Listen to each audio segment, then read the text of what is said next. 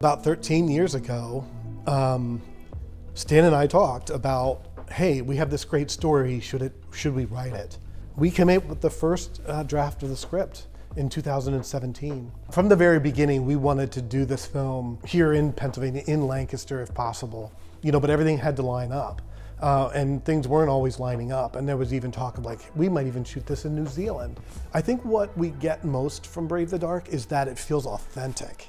It doesn't feel like a set. It doesn't feel like you shot it on a stage or a backlot.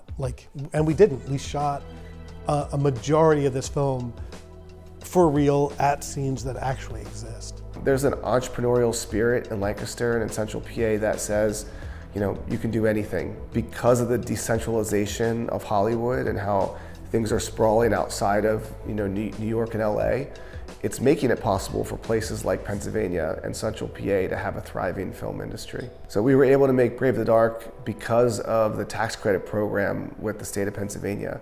And they gave us a 25% tax credit for this budget. And without that, it wouldn't have been possible. And the state tax credit program is a great way for films to be made here in Pennsylvania, and it supports the growth of this industry. The more that we make them here, the more that infrastructure builds and grows.